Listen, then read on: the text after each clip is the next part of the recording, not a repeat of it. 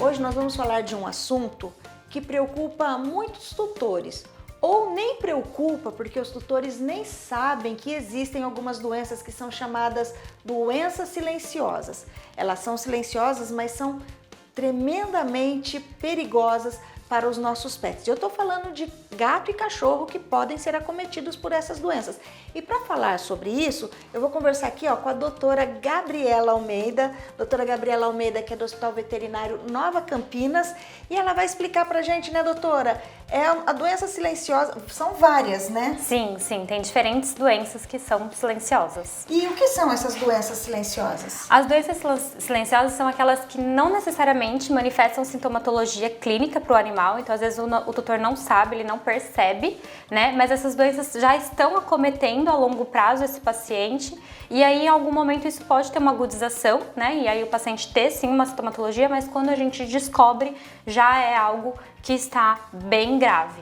E daí a gente fala dessas doenças, a gente está falando de quais doenças especificamente? Existem diversas, né? Algumas que a gente tem, por exemplo, é a doença do carrapato, que é transmitida pela picada do carrapato através da saliva. Entre elas a gente tem Ehrlichia, Babesia, Anaplasma. Então essas doenças a gente pode ter, né, através da picada do carrapato, a transmissão.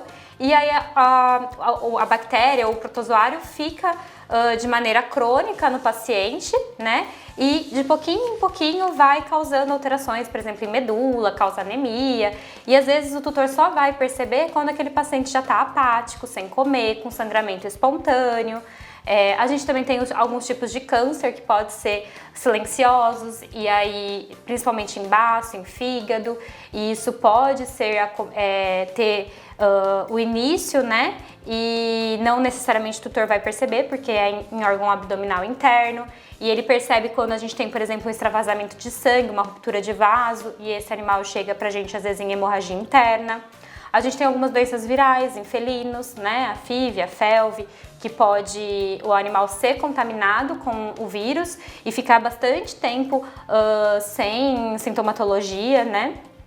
Então, e as doenças silenciosas, a gente pode dizer que diabetes é uma doença silenciosa? Pode ser sim. A diabetes no cão e no gato, às vezes a gente só vai ter o aumento ali da ingesta de água, um discreto perda de peso, o animal às vezes come um pouco mais, e às vezes demora para o paciente ter a sintomatologia clássica, que é aquela urina bem volumosa, aquela sede excessiva. Então pode começar e ir agravando ao longo do tempo.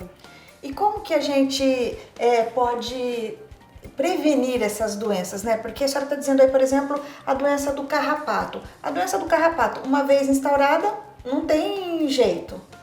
A gente tem as medicações que a gente entra, né? Mas assim, a gente sempre prioriza hoje, atualmente, no controle, né? Então, é tentar controlar aí a exposição aos carrapatos, fazer uso de medicamentos que controlam a picada do carrapato.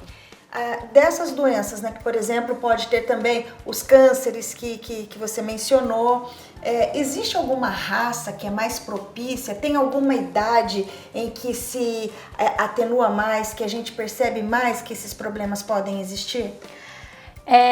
O câncer, as raças a gente tem diversas, né? Em cães é muito comum boxer, bulldog, tem bastante casuística de câncer, pitbull também, mas é uma doença que está em qualquer raça, né? A gente vê uma maior ocorrência em pacientes idosos. Estilo de vida compromete depois quando é feito esse diagnóstico?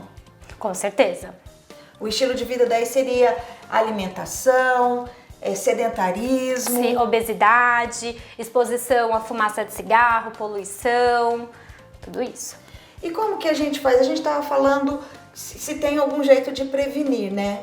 A prevenção se faz com os exames, eu acredito, mas como que a gente detecta essas doenças, doutora? É através de algum exame específico? As doenças do carrapato, por exemplo, tem exames específicos. A doença da FIV e da FeLV, né? Dos felinos também tem doença. Inclusive temos vacina, né? Atualmente da FeLV, que previne e diminui o risco de infecção, tá? E o câncer a gente acaba fazendo o controle através de ultrassom e tudo mais, que é o acompanhamento, na verdade.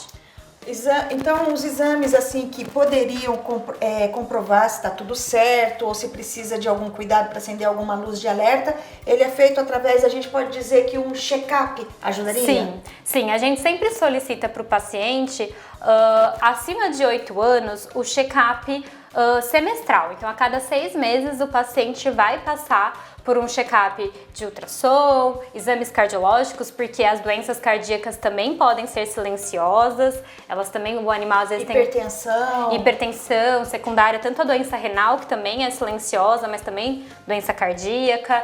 Então, o paciente idoso com mais de 8 anos de idade, a gente vai fazer ultrassom, exames cardiológicos, exame de sangue e exame de urina para avaliar coração, os órgãos internos, para avaliar rim, né? E a parte do sangue, pensando em doenças aí, as hemoparasitoses. Considerando 8 anos assim, que já é um cão idoso, pode pro gato também, né? Pro gato também. Daí já é um idoso a cada 6 meses, 2 vezes no ano. E quando o pet é mais novo? Aí a gente pede o check-up anual, tá? E aí a gente envolve também ultrassom, exame de sangue, exame de urina, pra fazer um check-up. O tutor deve ficar atento, então, a que sinais.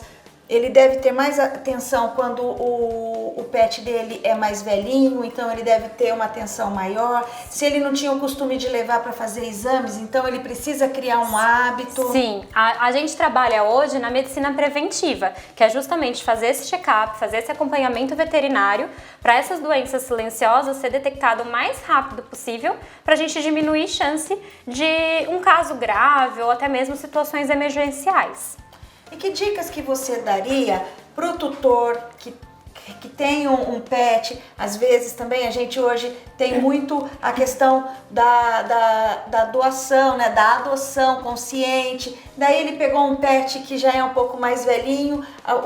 Qual que é a dica que você dá para esse tutor? A dica que eu dou é encontrar um veterinário de confiança, fazer o check-up de acordo com a idade e, obviamente, de acordo com as comorbidades. Apesar de ter 1 ano, pode ser que às vezes precise de um check-up mais precoce, porque tem alguma doença, às vezes em específico. Fazer os exames de triagem, principalmente quando é recém-adotado.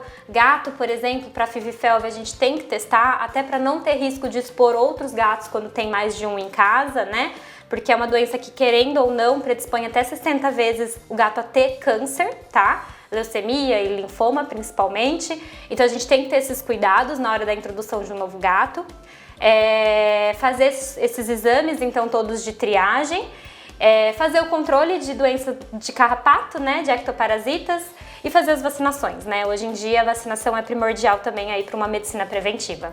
Doutora Gabriela Almeida, aqui do Hospital Veterinário Nova Campinas, eu agradeço demais a sua participação aqui, explicando para os tutores em casa sobre as doenças silenciosas. E para você que está em casa, então, tem um pet, fique atento, viu, a todos os sinais. Sempre muita atenção, né? Sim.